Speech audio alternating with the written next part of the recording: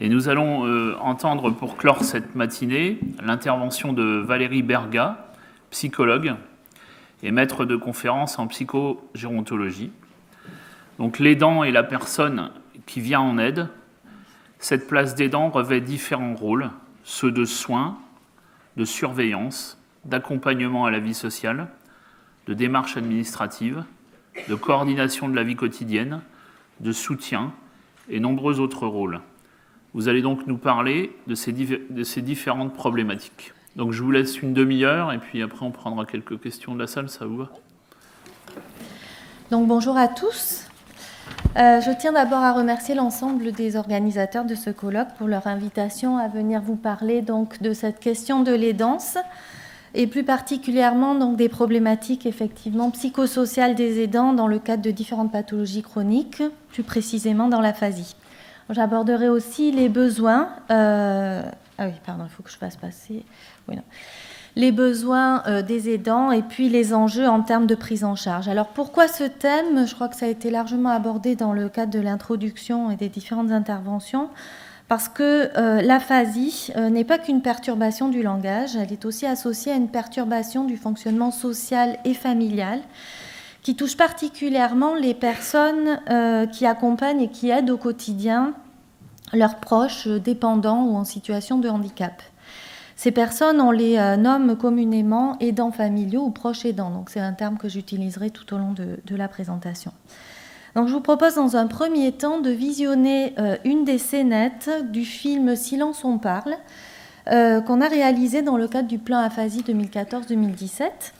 Il s'agit d'un film qui a été réalisé grâce au soutien du fonds de dotation Après-demain qu'on a mené dans le cadre des actions qui sont menées par l'association Agir pour les aidants, avec plusieurs étudiants et professionnels, techniciens, coordinateurs de l'aide psychosociale aux aidants, il y en a un ici, et puis plusieurs membres aussi de l'équipe INSERM, psychoépidémiologie du vieillissement et des maladies chroniques.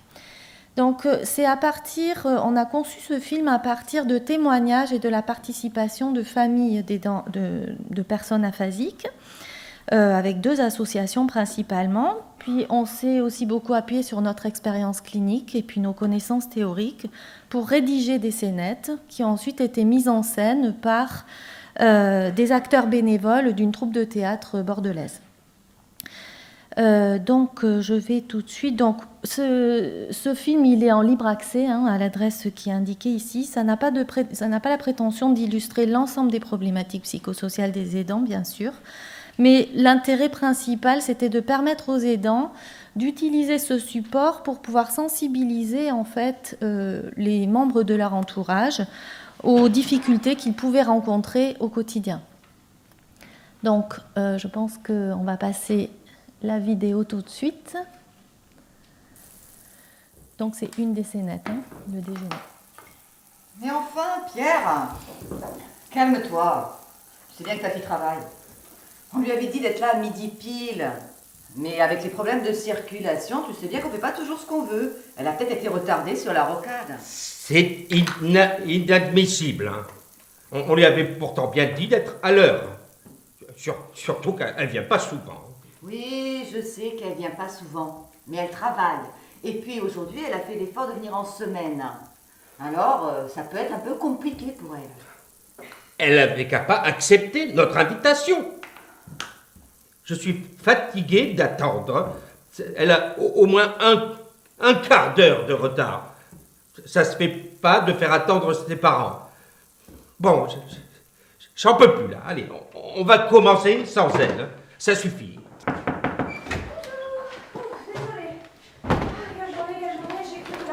Jamais se terminer. Et puis, c'est de plus en plus difficile de venir se garer dans le coin.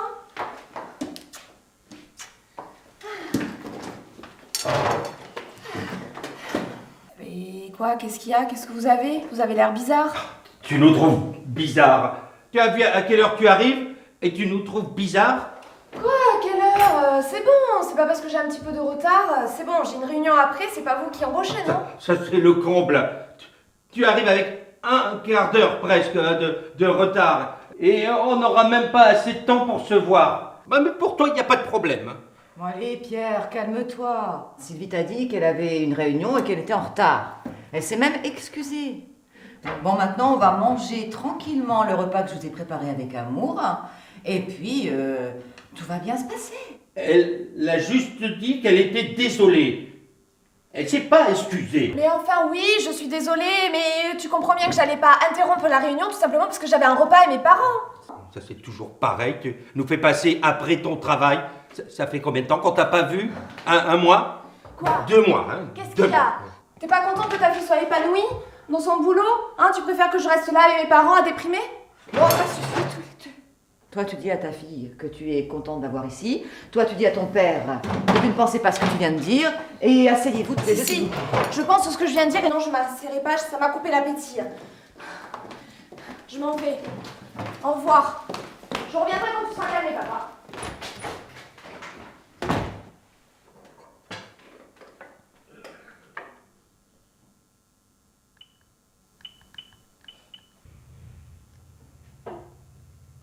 Allô?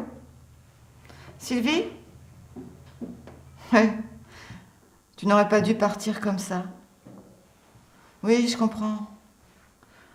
Mais tu sais, depuis son AVC, ton père est devenu un peu psychorigide. C'est important pour lui d'avoir une routine, des horaires fixes. Les médecins nous ont dit que de toute façon, il devait avoir une vie quotidienne réglée. Mais oui, je comprends. Bah, si tu veux, ma chérie, la prochaine fois que j'irai voir le neurologue, tu pourras venir avec moi. Oui, je sais. Oui, je te laisse, évidemment, bien sûr. Oui, j'embrasse ton père. Au revoir, ma chérie, à bientôt.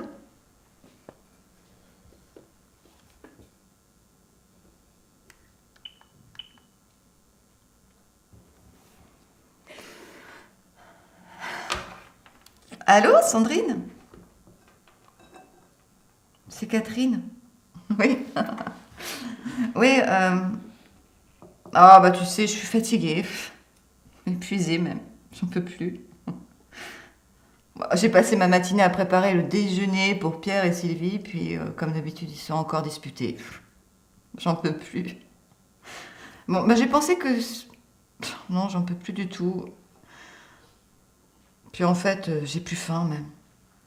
Alors j'ai pensé que si tu voulais, tu pouvais passer pour prendre le repas pour que tes fils aient à manger ce soir. Ah, excuse-moi. J'avais pas compris. Je savais pas que t'étais chez le coiffeur. Bah oui, je suis désolée. Mais bien sûr, passe quand tu veux.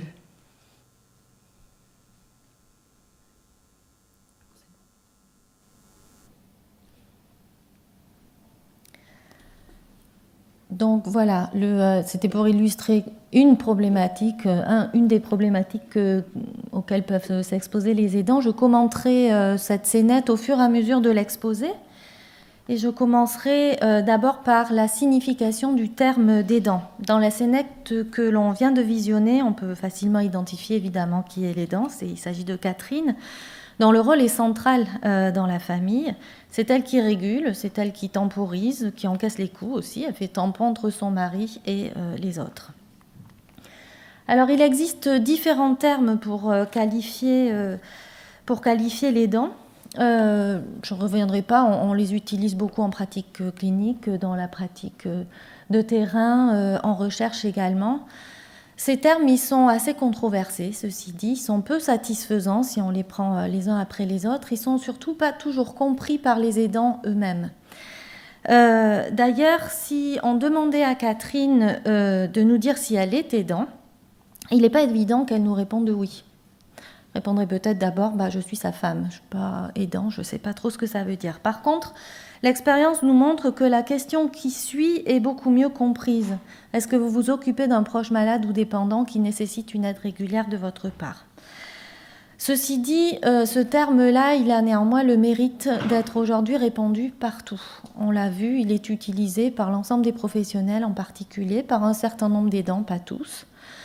Il est aussi de mieux en mieux défini dans le guide de l'aidant familial, par exemple. Et puis, il est aussi de plus en plus reconnu dans le cadre de certaines prestations. Alors, le formulaire de la MDPH, comme ça a pu être évoqué tout à l'heure également. Alors, qui sont les aidants? On dénombre environ 15% de personnes âgées de 16 ans et plus en France qui sont aidants d'une personne en situation de handicap ou de dépendance. Ceci dit, probablement, on pense que ce chiffre est sous-estimé. Pourquoi? Parce que l'identification des aidants elle est relative à plusieurs questions. La première, c'est qui est-ce qu'on considère avoir besoin d'aide? Est-ce que vraiment on considère l'ensemble des situations de handicap et de dépendance qui nécessitent une aide d'un proche de l'entourage? La deuxième question, c'est qui est-ce qu'on considère comme aidant? La plupart du temps, on considère un seul aidant dans une famille, c'est une seule personne. Pourquoi? Parce que le partage des responsabilités, effectivement, est peu fréquent. Partage de responsabilités de façon équitable. C'est la raison pour laquelle on parle d'aidant principal. Ceci dit, il existe aussi des aidants secondaires qui peuvent avoir des problématiques spécifiques également. D'après l'étude de Lou en 2015, 70% ont un ou plusieurs aidants secondaires également, avec des implications, des rôles différents. Sans compter les enfants mineurs qui parfois sont aussi impliqués dans ces situations d'aidance, avec des problématiques spécifiques aussi. La troisième question, c'est quand est-ce qu'on est considéré comme aidant? Est-ce que c'est dès lors que l'on est impliqué dans l'aide d'un proche au quotidien, avant même qu'un diagnostic ne soit établi, avant même qu'une prise en charge ait débuté? Est-ce que c'est y compris dans les phases où la personne va mieux, dans les phases de rémission, par exemple, d'une maladie chronique, y compris lorsque son proche est institutionnalisé, etc. Et puis en pratique, quand l'aidant est considéré, il s'agit de la personne qui est vue en consultation, qui est impliquée dans la prise en charge, la personne ressource, bien souvent la personne de confiance. Ce n'est pas nécessairement toujours l'aidant principal, pas toujours non plus l'aidant qui en a le plus besoin. Alors quand on parle d'aidant, on parle des aides qu'il apporte au quotidien, donc de quel type d'aide il s'agit. Cette aide, elle est difficilement quantifiable. Néanmoins, on estime en France que 95% des aidants familiaux interviendraient quotidiennement et 40% plus de 6 heures par jour, malgré les aides apportées par les professionnels. Cette aide, elle est constituée d'une multitude de tâches différentes qui sont fondamentales, qui sont souvent invisibles aux yeux des autres, comme on a pu le voir dans la situation de Catherine. Elles comprennent d'abord les aides et les soins qui sont directement apportés à la personne, les soins médicaux, dans le cadre de la prise en charge, parfois des soins physiques aussi quand il y a des handicaps de ce type-là. Il s'agit aussi de soutien moral ou psychologique de tous les instants, que ce soit dans les phases de découragement comme dans les phases d'espoir où il faut soutenir beaucoup, quand il y a des progrès qui se font sentir. Il s'agit aussi de soutien dans l'organisation de la vie quotidienne, la préparation des repas, l'organisation d'une journée, etc., ou encore de surveillance. Au-delà de ces aides directes, il y a aussi des tâches de coordination qui sont encore moins visibles et qui sont pourtant tout aussi importantes. Il s'agit de la recherche et de la mobilisation des aides. Et là, il s'agit de bien connaître ces aides. Il s'agit de naviguer au sein d'un système qui est très complexe la plupart du temps, avec de nombreux cycles qu'on ne comprend pas toujours, nous-mêmes en tant que professionnels. Les aidants sont face à des répondeurs, face à des professionnels qui ne sont pas toujours disponibles, etc. L'aidant, il est aussi bien souvent le porte-parole. Il joue un rôle de médiation important entre la personne aphasique et l'ensemble des professionnels, de même qu'avec l'ensemble des membres de l'entourage. Et puis enfin, il existe des tâches qui sont associées à l'organisation générale de la prise en charge qui nécessitent une conciliation avec toutes les autres sphères de la vie. Que ce soit les sphères sociales, familiales, professionnelles, personnelles, etc. Donc, des tâches finalement bien plus complexes encore que faire les repas, entretenir la maison, participer à la prise en charge de son proche, et particulièrement dans un environnement qui lui-même est complexe, puisque dans la plupart des cas, il s'agit du domicile. Alors, pourquoi cet environnement du domicile est complexe ? De par son aspect architectural, physique, organisationnel, par exemple. Dans le cas de Catherine, on peut facilement imaginer des conditions de prise en charge tout à fait différentes selon qu'elle est seule, isolée, à la campagne, sans voisins, nécessitant de prendre la voiture pour la moindre course, ou au contraire qu'elle est dans un quartier résidentiel avec des voisins sur qui elle peut compter, ou avec des commerces à proximité. À domicile, il existe aussi un aspect psychologique et social qui est très important parce qu'il est empreint de l'histoire de vie des personnes qui rend plus ou moins facile, selon les contextes, les interactions avec les autres membres de la famille, avec les amis ou les voisins.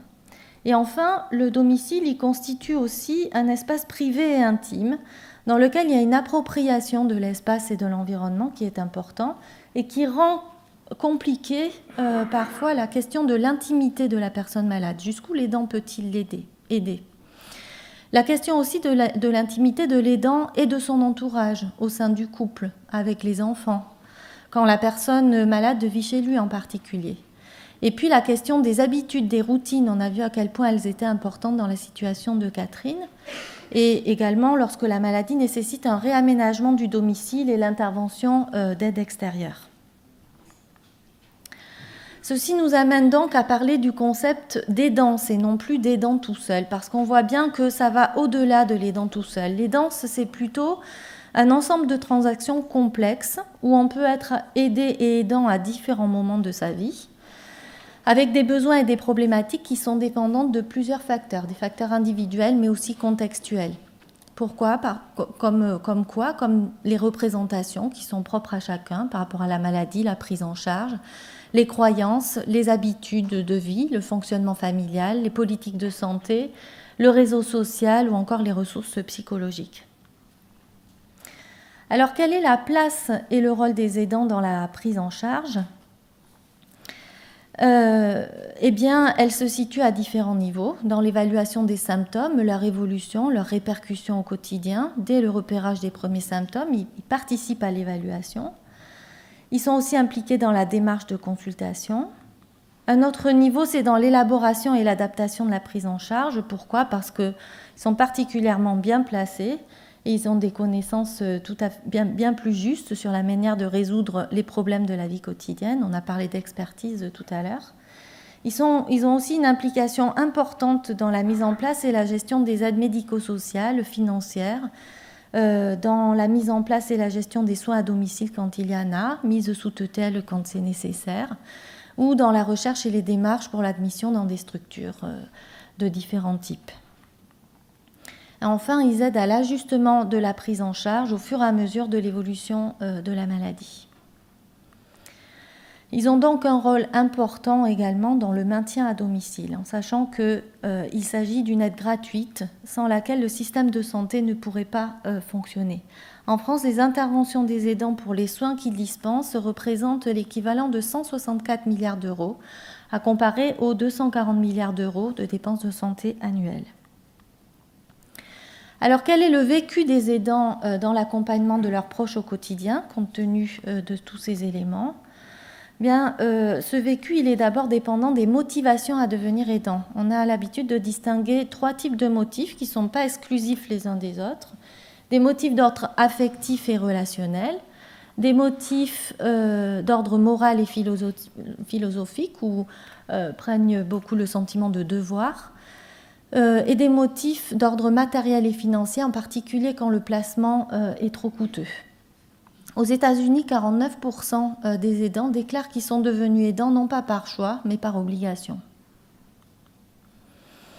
Le vécu des aidants, c'est une mosaïque complexe de sentiments, de ressentis, où peuvent s'entremêler tout à la fois des sentiments de valorisation de soi, un sentiment de devoir accompli, comme un sentiment de honte ou de culpabilité. Donc, toute la difficulté du rôle d'aidant peut reposer sur ce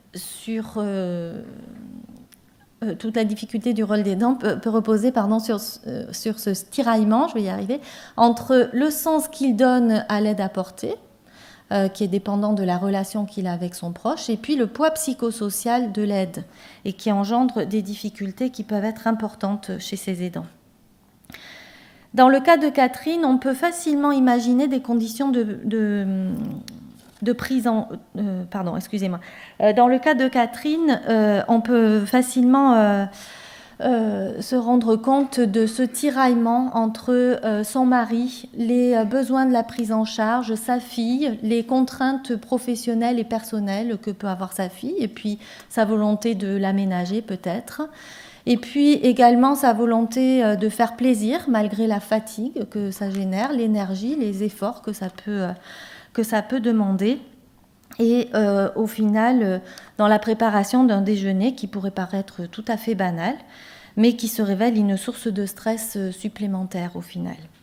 Donc ce sont tous ces petits instants, moments qui, mis bout à bout, génèrent bien souvent des difficultés chez les aidants, des petits moments qui demandent beaucoup d'efforts et qui peuvent paraître insurmontables parfois. Les difficultés qui sont fréquemment rencontrées par les aidants, elles sont associées aussi à l'absence de reconnaissance par rapport au rôle qu'ils jouent dans la prise en charge de leurs proches, au rôle qu'ils jouent au quotidien. Alors, une absence de reconnaissance de la part de leur entourage, mais aussi de la part de certains professionnels. Dans la vidéo qu'on a vue, à aucun moment, personne ne s'est rendu compte des efforts que ça a demandé à Catherine, cette préparation de repas. À aucun moment, personne ne lui a demandé comment elle allait. Ces difficultés fréquemment rencontrées, elles sont aussi liées au fait qu'il s'agit d'une aide au long cours, de tous les instants, et qui nécessite une vigilance permanente, 24 heures sur 24. Ce n'est pas une journée de travail comme en institution, avec un roulement de personnel, etc. Ça nécessite aussi des adaptations qui sont quotidiennes, avec des difficultés à concilier les différentes responsabilités, les différentes identités qui sont souvent associées. Catherine, elle est femme, elle est mère, elle est épouse, soignante, professionnelle, au-delà de son rôle d'aidant. Et puis il y a des difficultés spécifiques à certaines situations d'aidance dans le cadre de l'aphasie, en lien avec l'apparition brutale de l'aphasie dans bien des cas, les troubles de la communication, dont on a parlé largement, les handicaps moteurs souvent associés ou encore les troubles du comportement. Donc au-delà de la notion de fardeau, la question c'est qu'est-ce qu'il en est des besoins des aidants ? Dans l'aphasie, les répercussions que l'on peut trouver et qui sont répertoriées dans la littérature sont similaires à celles rencontrées dans d'autres types de situations d'aidance. On retrouve le même type de répercussions. Ce sont des répercussions d'abord sur la santé, avec un épuisement physique et mental, de l'ordre de la fatigue, de l'anxiété, de la dépression. Il existe aussi une négligence de leur propre santé, particulièrement parce que souvent la santé de leurs proches passe en priorité. Alors ça donne lieu à des témoignages de ce type, ça ne s'arrête jamais, je me sens vidée, démoralisée. La moindre conversation est compliquée et prend un temps fou, parfois je préfère laisser tomber. Les répercussions, elles se situent aussi au niveau de la vie sociale, avec une limitation des sorties, une réduction du cercle relationnel ou encore un isolement dont on a parlé aussi. Les témoignages, ça peut être de ce type-là. Je crois qu'on nous a oubliés. Au début de l'aphasie de mon mari, on venait souvent nous voir. Maintenant, on passe nos journées sans voir personne. Je me sens si seule. C'est horrible, je n'ose plus sortir avec mon conjoint parce que lorsqu'il parle, les gens ont l'impression qu'il a bu. C'est le témoignage qu'on a entendu tout à l'heure également. Ces répercussions se situent aussi au niveau de la vie personnelle, avec une réduction, une absence de temps pour soi, un abandon de projets professionnels, une réduction du temps consacré à la vie conjugale ou familiale et des changements de rapport avec le proche aidé. Là aussi, les témoignages qu'on a pu recueillir, depuis l'aphasie de mon conjoint, j'ai l'impression qu'on ne se comprend plus, nous qui étions si complices.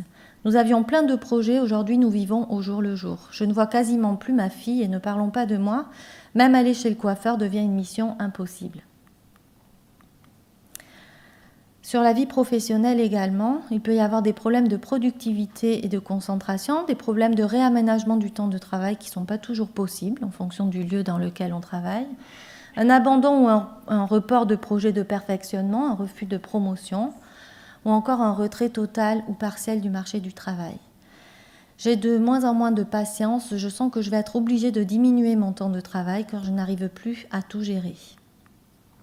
Et puis sur le plan financier, de façon consécutive. Ces répercussions elles sont d'autant plus importantes à prendre en compte qu'elles constituent un risque important pour les personnes aidées elles-mêmes. Pourquoi ? Parce que l'état de santé de l'un et la qualité de vie de l'un est dépendante de l'état de santé de l'autre et de la qualité de vie de l'autre. Ça amène ces répercussions à parler, on entend souvent ce terme-là, de sentiment de fardeau, plus ou moins important. Ce sentiment de fardeau, il n'a pas de relation directe avec la quantité d'aide apportée, il est plutôt en lien avec la perception qu'a l'aidant de l'aide qu'il apporte, comme ayant un effet délétère sur son fonctionnement émotionnel, social, financier, physique ou encore spirituel. Le fardeau, il peut donc se situer à différents niveaux, social, physique, mais aussi psychologique. Et on parle de fardeau psychologique en particulier quand les sources de stress pèsent beaucoup plus que les ressources psychologiques dont disposent l'aidant. Et quand ces sources de stress pèsent beaucoup plus lourd, alors ça peut conduire à un risque plus important de présenter des troubles psychologiques qui peuvent être graves. Parallèlement à ce sentiment de fardeau, il y a aussi tous les facteurs associés au fardeau de l'aidant qui sont de mieux en mieux répertoriés aussi. Parmi ces facteurs, il y a les caractéristiques de l'aidant et les caractéristiques de l'aide apportée, avec des caractéristiques psychosociales telles que la santé mentale des aidants, leur capacité à faire face à la situation, leur environnement familial ou social, des caractéristiques aussi sociodémographiques, particulièrement le sexe féminin, le fait d'avoir un bas niveau d'études. Et puis parmi les caractéristiques de l'aide apportée, le fait de cohabiter, le temps passé aux soins au nombre d'années de prise en charge, les contraintes financières, le manque ou l'absence de choix dans le fait de devenir aidant et l'emploi, en particulier quand il est irrégulier. Donc, les besoins des aidants, est-ce qu'on doit aider tous les aidants ? Alors, compte tenu de tout ce que je viens de vous dire, vous auriez probablement tendance à me dire oui, alors je vais répondre non. Pourquoi ? Parce qu'il y a des motivations et des vécus qui sont très différents pour les aidants, qui ne sont pas tous nécessairement ressentis comme de la souffrance et qui nécessitent d'être prioritairement respectés. Avec, selon les cas, un besoin d'aider, de réparer, un besoin de se dépasser, un sentiment de devoir, un besoin de se sentir valorisé ou reconnu. Et d'ailleurs, à un niveau de stress ou de fardeau égal, à un niveau de difficulté égal, malgré les difficultés existantes, les besoins et les attentes des aidants peuvent être différents. J'attire votre attention sur, bien souvent, l'ambivalence des sentiments des aidants, avec des aidants qui nous disent à quel point ils n'en peuvent plus, mais à quel point aussi il est important de ne rien changer. Les ressources et donc le vécu propre à chacun sont importants à prendre en compte. Alors, est-ce qu'on doit parler que de fardeau ? Qu'est-ce qu'il en est de la signification de l'aide ? En sachant qu'il y a aussi des aidants qui ont de véritables parcours d'aidants, qui sont aidants depuis leur plus jeune âge. Et c'est ce qui met en balance, finalement, d'un côté le poids psychosocial de l'aide qu'on a vu, et puis la signification que peut avoir l'aide en termes de sentiments de devoir, etc., et qui engendre des problématiques et des vécus qui sont très différents d'un aidant à un autre. D'ailleurs, si on regarde les données de la littérature et puis la réalité, le recours aux services et aux aides aux aidants est loin de concerner la majorité des aidants. Et quand on regarde les raisons associées à ce non-recours aux aides et aux services, la première raison, c'est l'absence de besoins ressentis avant l'inadaptation ou l'inadéquation de ces aides ou le manque d'informations vis-à-vis de ces aides. Si on prend l'exemple de Catherine, dans cet exemple-là, si on lui proposait de la psychoéducation ou de l'éducation par rapport à l'aphasie, Catherine nous dirait qu'elle n'en a pas besoin. Pourquoi ? Parce qu'elle a déjà été très bien informée, elle est infirmière et elle n'a pas de difficulté particulière à communiquer avec son mari. Alors, quels besoins spécifiques elle pourrait avoir ? Peut-être des aides formelles, une aide ménagère, non, parce que l'entretien de la maison n'est pas une charge pour elle. Une aide financière non plus, parce qu'elle continue à travailler et le couple n'est pas en difficulté financière. Une solution de répit peut-être, non plus dans son cas, parce qu'elle vivrait comme un déchirement, ce type de solution-là. Et puis son travail lui permet de souffler et de s'aérer l'esprit. Ce dont Catherine aurait le plus besoin, dans cette situation particulière, c'est de temps probablement. De temps pour se sentir comprise et écoutée progressivement par son entourage proche, en particulier sa fille. Donc on voit l'importance de l'environnement familial, l'importance de l'entourage proche. Pourquoi et donc de considérer le système dans lequel ce binôme aidant-aidé évolue. La maladie et la dépendance engendrent une nouvelle répartition des rôles familiaux, sociaux bien souvent, qui engendre aussi une possible apparition ou réactualisation de conflits familiaux. Ça engendre aussi des ajustements quotidiens nécessaires par rapport à l'organisation ou au projet qu'on avait auparavant. Et ça, c'est dépendant d'un certain nombre de facteurs tels que le fonctionnement familial, la cohésion de la famille, la communication au sein de la famille, la qualité des relations interpersonnelles ou encore la place ou le rôle de chacun. Donc, reste à savoir qui aider, comment et quand. Alors, pour répondre à cette question, il me semble que c'était important de considérer une multitude de facteurs. Il y a plusieurs méta-analyses qui ont été réalisées à ce sujet, pas que dans le cadre de l'aphasie, et une multitude de facteurs à prendre en compte et à évaluer avant de proposer quelque action que ce soit, avec une nécessité d'une démarche d'évaluation spécifique à l'aidant et pas uniquement noyée dans la prise en charge de la personne aphasique. Dans l'aphasie, la littérature souligne le manque de prise en compte des problématiques spécifiques des aidants. Il y a aussi nécessité de repérer les besoins et les attentes de chacun pour développer des actions spécifiques et non pas générales ou globales. Dans l'aphasie, il est souligné la nécessité d'accompagner par rapport au changement au niveau émotionnel d'abord, aussi au niveau de la communication avec leurs proches, mais aussi au niveau de l'aide quotidienne qu'ils apportent et au niveau relationnel, au niveau de leur vie sociale. Il y a aussi nécessité de repérer l'absence de besoin d'aide à certains moments, en sachant que bien sûr, ces besoins d'aide évoluent au cours du temps. Il y a nécessité que les professionnels, mais aussi le grand public, soient davantage sensibilisés à leurs difficultés quotidiennes et à leur détresse, car il n'y a pas suffisamment d'actions dédiées spécifiquement aux aidants de personnes aphasiques en particulier. C'est tout ceci qui nous a amenés à concevoir le programme Mieux Vivre. Je vais en dire 2 mots et puis ce sera repris cet après-midi. Le programme Mieux Vivre, donc, qui fait partie de l'Action nationale d'aide aux aidants de personnes aphasiques. L'objectif général de ce programme Mieux Vivre, c'est de permettre aux aidants de trouver et de s'approprier quelques clés pour mieux vivre ou vivre au mieux leur situation d'aidance. Il repose avant tout sur l'expression des attentes, des besoins et de l'expérience de chacun. Le but n'étant pas de transmettre des connaissances théoriques, mais plutôt de permettre une réflexion sur le quotidien des participants, centrée sur l'écoute et le partage des vécus. Et il s'adapte également à la vie quotidienne et au vécu de chacun. Il se présente de cette façon-là avec 2 journées qui sont espacées de 4 à 8 semaines. Durant la première journée, le psychologue amène les aidants à identifier les situations qui sont les plus significatives dans la vie quotidienne des aidants et les ressentis qui sont associés. Pour cela, un carnet des aidants a été conçu pour permettre aux aidants de décrire les situations qui sont source de difficultés pour eux, mais aussi celles qui sont vécues positivement. Le psychologue amène aussi les aidants à identifier la diversité des stratégies de faire face et leurs éventuelles répercussions.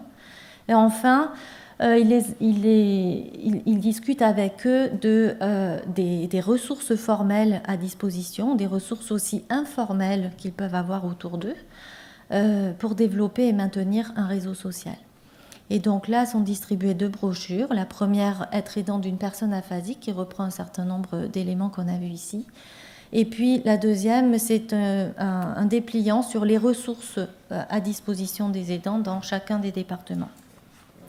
La deuxième demi-journée consiste à faire un retour sur la première journée, sur l'utilisation du carnet des aidants, faire un retour aussi sur les expériences de chacun autour des ressources qu'ils ont pu mobiliser ou identifier comme des ressources mobilisables.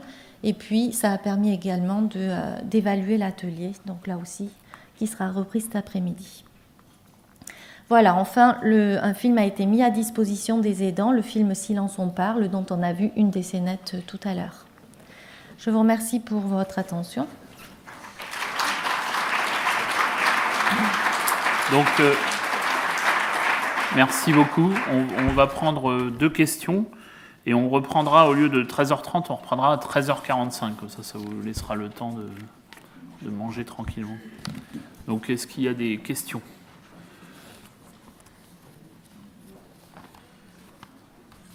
Oui. La dame qui est là. Là.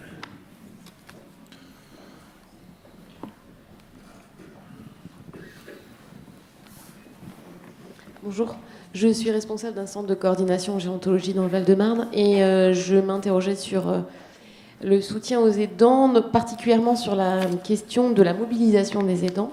Nous, on y travaille depuis 2011 sur le territoire avec différents modules d'approche. Il s'avère qu'on doit mettre fin à un programme de 3 ans là parce que la mobilisation elle est vraiment complexe et il y a plein d'étapes avant d'intégrer un aidant dans un atelier pratico-pratique. L'offre est multiple, hein, il y a tout ce qu'il faut sur le territoire, et pour autant la problématique est la même, celle de la mobilisation. Donc je voulais savoir dans votre approche, comment vous aviez mobilisé les aidants. Dans le cadre du programme Mieux Vivre ? Oui. Bah là, c'est toute une organisation, les orthophonistes pourraient en parler aussi. C'est en coordination avec le réseau des orthophonistes et par le biais en fait, de la prise en charge des personnes aphasiques que les aidants ont été informés principalement. Oui, ouais. Si vous voulez, non, je peux compléter. Donc, Anne Dehêtre, je suis présidente de la fédération, enfin, là, du Collège français d'orthophonie. J'interviens dans ce cadre-là. C'est un plan en fait qu'on a développé en partenariat avec l'Association des aphasiques de France et puis la Société française de psychologie et la Société de neuropsychologie de langue française. Et le but était de faire un recrutement grâce à un maillage en fait national dans toutes les régions.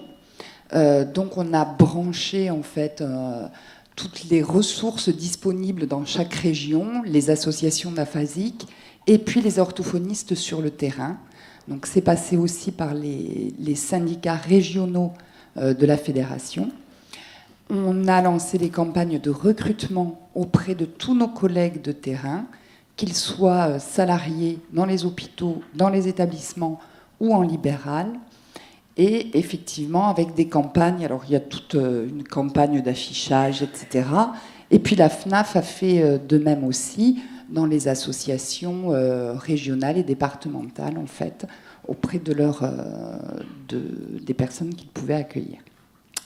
Le recrutement pose tout de même un problème. Hein, ça, c'est Jean-Dominique, le président de la FNAF, l'a souligné tout à l'heure. Il n'est pas facile d'intégrer, et puis certains aidants ne le souhaitent pas en prime abord. Voilà, donc on a fait un gros recrutement et c'est vrai que ça passait d'abord par les cabinets d'orthophonie ou les services dans lesquels il y avait des orthophonistes qui étaient les plus à même de toucher, alors d'abord les personnes aphasiques, et puis après la difficulté d'aller toucher les dents aussi, d'amener les dents vers cette démarche-là, mais ça mes collègues pourront plus en parler que moi. Et puis il y avait 2 volets. Il y a le volet mieux communiquer, et là vous est présenté le volet mieux vivre. Donc mieux communiquer est animé par les orthophonistes, et c'est l'approche fonctionnelle dont on a parlé. C'est au-delà de la démarche rééducative, comment est-ce qu'on apprend, comment on améliore et on fait mieux comprendre, alors pas pour les dents proches justement, mais pour les autres souvent, la communication avec une personne aphasique. Voilà. Et ça, c'est en dehors d'un cadre thérapeutique, hein. C'est vraiment dans un cadre de ce plan aidant. Et puis l'autre volet, le volet mieux vivre, donc, qui vient de vous être présenté. Le recrutement est un de nos points justement qu'on cherche à développer, et Jean-Dominique l'a souligné dans son discours d'ouverture.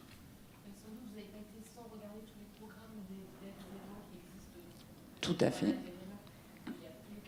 Oui. Tout à fait. Et Alors, le comité de pilotage, en fait, du plan a une représentation. Alors, c'est Madame Hainaut qui s'en occupe, là, je ne sais pas où elle est.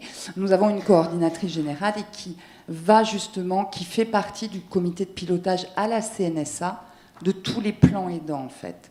Donc, on essaye effectivement de regrouper un peu tout ce qui se fait, et notamment au niveau des recrutements, de voir comment on peut améliorer. On a un taux de recrutement par rapport aux autres plans aidants qui n'est pas si mauvais que ça, en fait. Voilà. Une dernière question. Et ensuite, on sera obligé de clore cette matinée, mais gardez vos questions pour cet après-midi au moment de la table ronde. Bon, je suis Jacqueline Julien, donc une aidante d'Aphasique.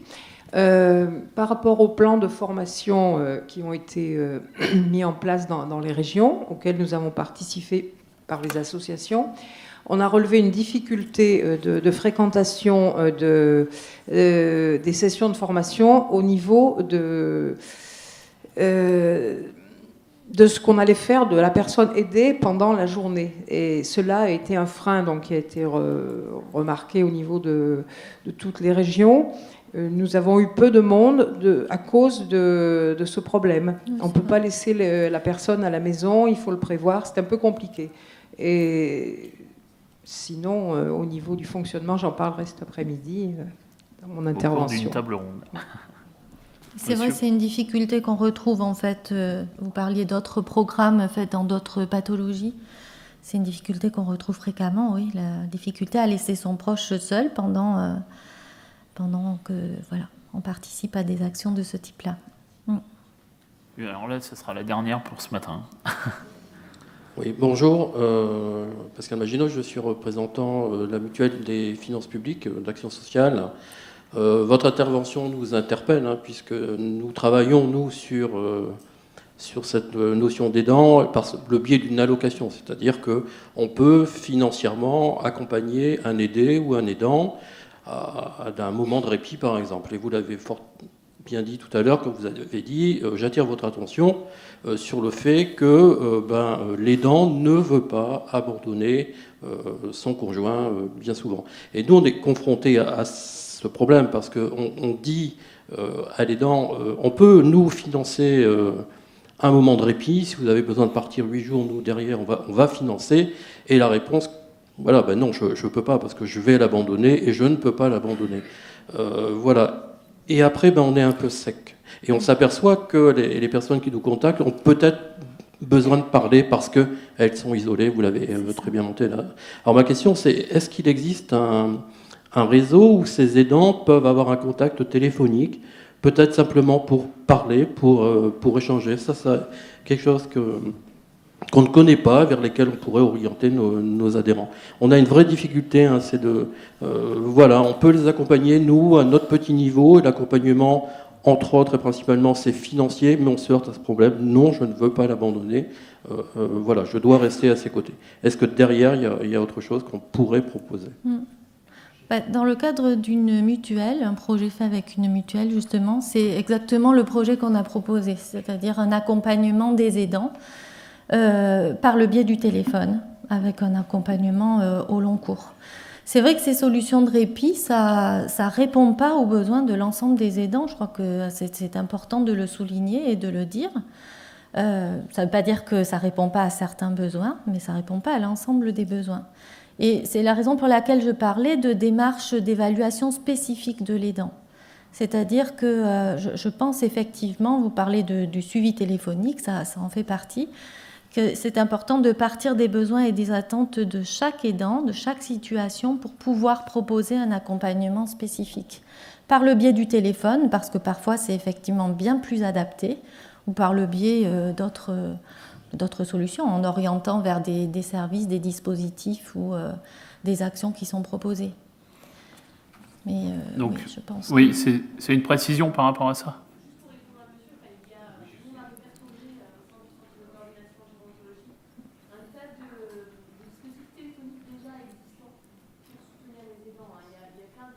Oui.